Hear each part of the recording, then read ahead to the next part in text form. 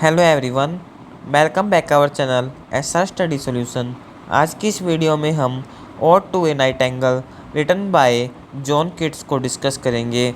इसका हम critical analysis करेंगे, जो कि हमें इंट्रोडक्शन, स्टाइल, थीम, ये सब कुछ इसमें हमें बताना होता है। चलिए वीडियो की शुरुआत करते हैं।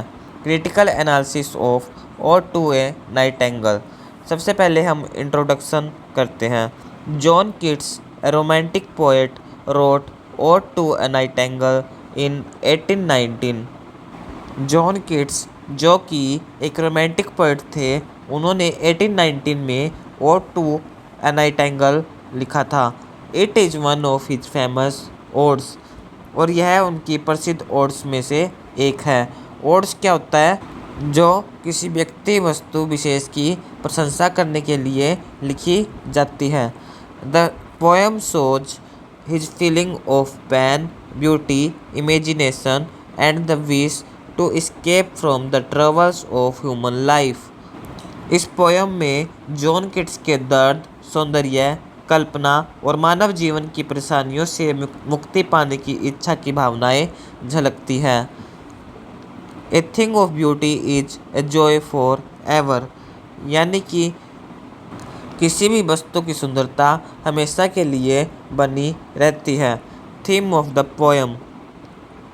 The central theme is the contrast between human suffering and the nightingales joyful song. इसकी थीम जो मानवीय पीड़ा है और जो नाइटिंगेल पक्षी है उसके गीत के बीच का अंतर इसमें बताया गया है सेंट्रल थीम में, यानी कि जो मनुष्य को पीड़ा पहुंचती है और नाइटिंगेल पक्षी है उसका गीत है, उसके बीच के अंतर को इसमें दिखाया गया है। Human life is short, full of pain and death. जो मानव का जीवन है वो छोटा है, दर्द और मृत्यु से भरा हुआ है। But the word song is timeless, happy and immortal. लेकिन जो पक्षी है उसका गीत लंबे समय तक रहेगा और आनंद देता रहेगा और अमर रहेगा। Thou was not born for that immortal word। हे अमर पक्षी, तुम मरने के लिए पैदा नहीं हुए हो। यानी कि जो वर्ड इसमें दिखाया गया है पोयम में, नाइटिंगेल, वो अमर है, वो मरेगा नहीं। विश टू एस्केप, भागने की इच्छा। Keats wants to escape from the world of sorrow and join the world in its forest. यानी कि जो किट्स है वो दुख की दुनिया से भागकर चिड़िया के साथ उसके जंगल में जाना चाहता है। He wishes to forget pain, disease and old age. वह दर्द, बीमारी और बुढ़ापे को भुलाना चाहता है। Poetry and imagination become his way of flying with the word. कविता और कल्पना चिड़िया के साथ उड़ने का उसका तरीका बन जाते हैं। Fade far away, dissolve and quit forget. Sorry, ये क्विट नहीं हुआ, क्वाइट हुआ। यहाँ पे हमने जल्दी में क्विट बोल दिया। Fade far away, dissolve and quite forget, यानी कि दूर तक धूमिल हो जाओ, फीके पड़ जाओ, डिजोल्व हो जाओ एंड पूरी तरह से भूल जाओ। Struggle of reality and imagination, वास्तविकता और कल्पना का संघर्ष। Keats feels joy with the bird's song. Keats को चिड़िया के गीत से खुशी तो मिलती है, but he can not remain in that world. लेकिन वह इस दुनिया में नहीं रह सकता। His imagination breaks and he returns to reality. उसकी कल्पना शक्ति टूट जाती है और वह वास्तविकता में लौट आता है। He understands that human life can not fully escape pain and death.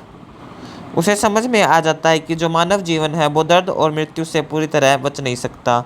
The fancy can not cheat so well, यानी कि फैंसी इतनी अच्छी तरह से धोखा नहीं दे सकती। यहाँ पे फैंसी का मीनिंग कल्पना से है, इमेजिनेशन से है, यानी कि जो कवि कल्पना कर रहा है वह इतने अच्छे से उसको धोखा नहीं दे सकती। वह जो रियल का वर्ल्ड है उसमें लौट आता है कल्पना से। क्रिटिकल एप्रिसिएशन या फिर क्रिटिकल एनालिसिस में हमें स्टाइल और लैंग्वेज भी पढ़ना होता है। उसको देख लेते हैं, स्टाइल कैसी है, शैली कैसी है और भाषा कैसी है। The ode is rich and imagery and the ode is rich in imagery and music. यानी कि ये जो ओड है, ये पोयम है, ये कल्पना और संगीत से भरी हुई है। भरपूर मात्रा में हमें कल्पना मिलती है, यानी कि पूरी तरह से जो पोएट हैं हमारे जॉन किट्स, वो कल्पना करते रहते हैं कि नाइटिंगेल पक्षी हमेशा के लिए जीवित रहेगा, और जो जॉन किट्स है वो ये जो दुख भरी दुनिया है इससे तंग आ गए हैं, और जो पक्षी नाइटिंगेल पक्षी है उसके साथ जंगल में जाना चाहते हैं।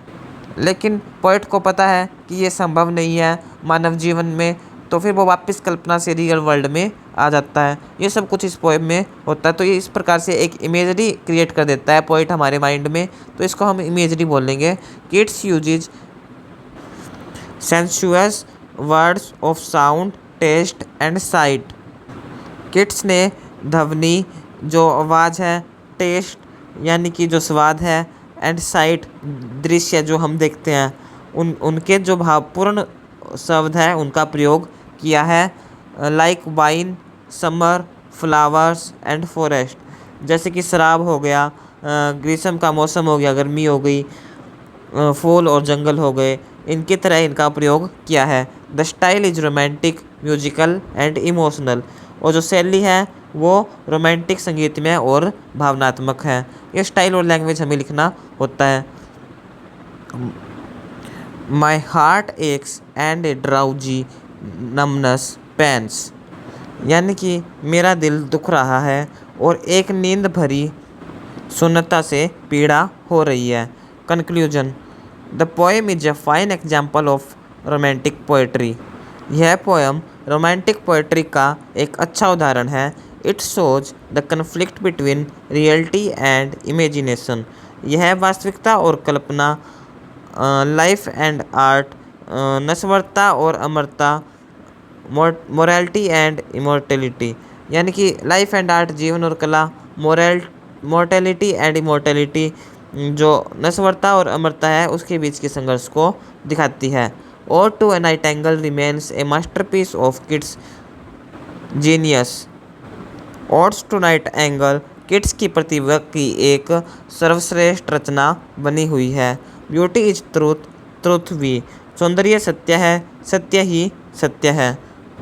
ये हमारी आज ode to a nightingale written by John Keats का क्रिटिकल एप्रिसिएशन था, most important for MA exam.